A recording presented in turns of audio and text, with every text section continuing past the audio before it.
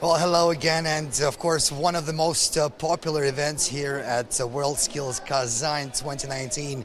Lots of children here, lots of with their parents, a lot of younger people. Obviously, everybody has a sweet tooth. I'll try and not to look, so I'll be able to talk without salivating as well. And like always, at the end of our broadcast, with me, I'll have an expert to tell us about the competition, which is nearing its end right now, as I understand. And the judges, the experts, are already looking at final products, so what these talented young people have prepared for judgment. So, while I'm telling you about what's happening here, I want to while I'm while I'm telling you what's happening here, I'd like the cameraman to show you some of the final pieces that are now ready for inspection. And while you're looking at those, I want to tell you a little bit about this skill. Well, confectioners produce a wide range of intricate and predominantly sweet items, from petit four to chocolates and candies,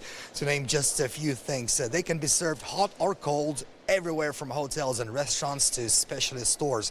Confectioners need to be skilled in designing great products using sugar, icing, chocolate, and other sugar-based ingredients. To succeed in this field, a confectioner should have a sense of form and color, hand skills, accuracy, initiative, mastery of different food raw materials and techniques, as well as ability to work in a hygienic, economical, sustainable, and collaborative way. Many years of training go into making the best confectioners and pastry cooks, who also show flair and creativity working with many different materials and types of equipment.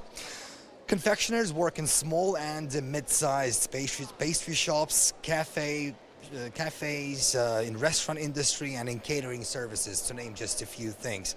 Population and income growth, as well as a constant demand for sweet items at an array of formal events, will drive the need for professionals in this field. And Nikki, since you love those fun facts so much, I've got some more for you. Did you know that Arabic countries are considered the homeland of all sweets, since they were the first to figure out how to melt and cook sugar back in the year 1850?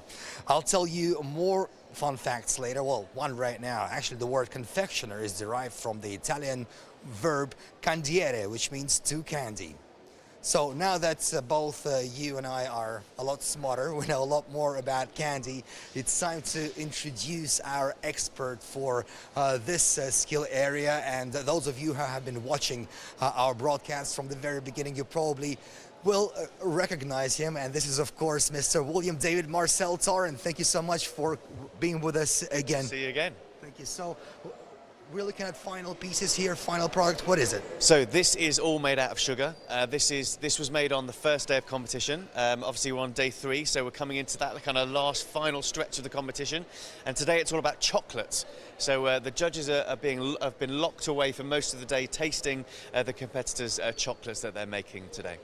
So what do you think about that? Have you done this before, first of all? The first time I've been expert. I was workshop manager in Abu Dhabi, and I competed for the UK in 2007 in Japan. So I know exactly what the competitors are going through. And you must be able to compare the talent that was there with you while you were competing yourself, when you're workshop manager, and what's here today. What do you think of the talent here in Kazan? Well, what's great about being involved in World Skills is that every other year when we get to an international competition, the level just kind of usurps the last competition, and you see new techniques, you see new ways of doing things, and you see more skills. And that's what, this week's been all about, having a passion for skills. And it's a passion for learning and training and development, and we've seen some amazing techniques this week.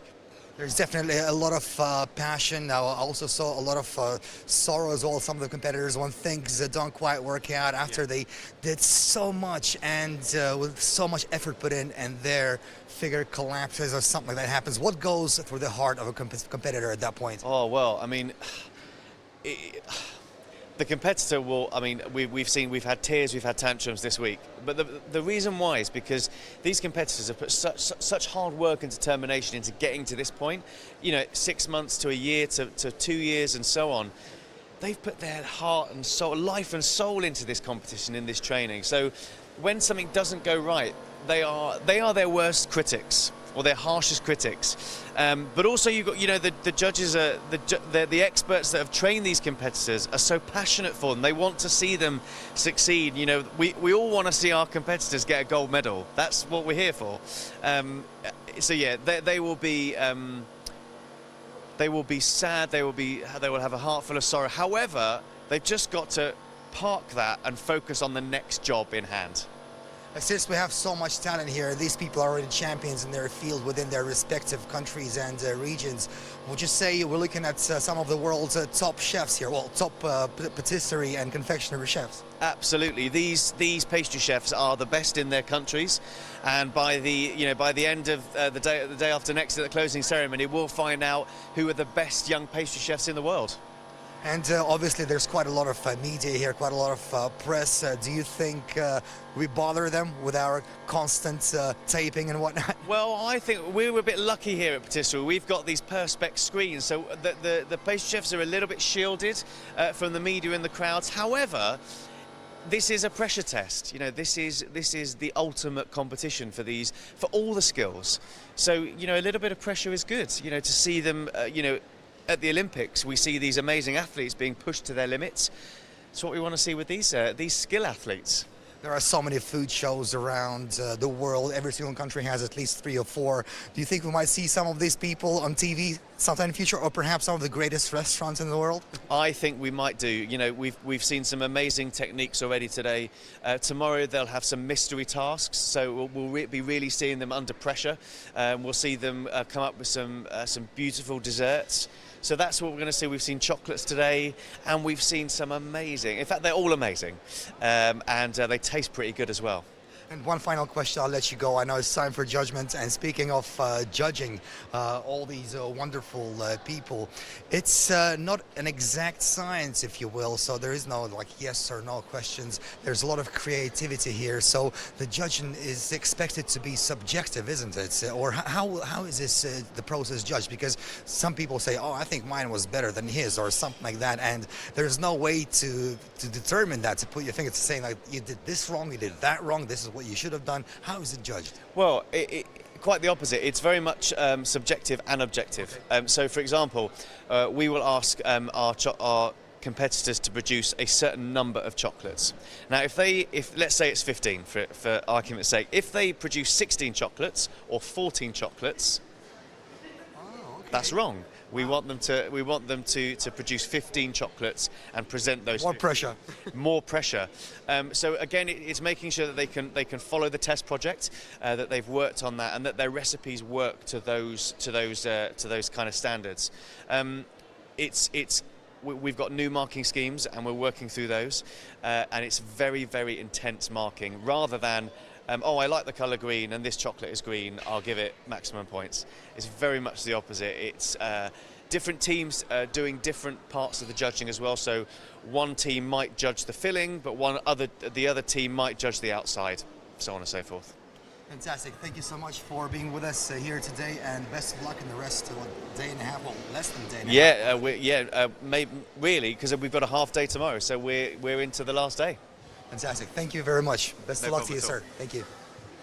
Well, there we go. Final one of, day before last. Today the competitors were making a chocolate. We still don't know who the winner is, but we showed you the works of art from day one. And since it was a chocolate day, another piece of fun fact. Did you know that the first chocolate candy in the world was created by accident? That happened in 1857 when pharmacist John Newhouse was preparing a cough remedy.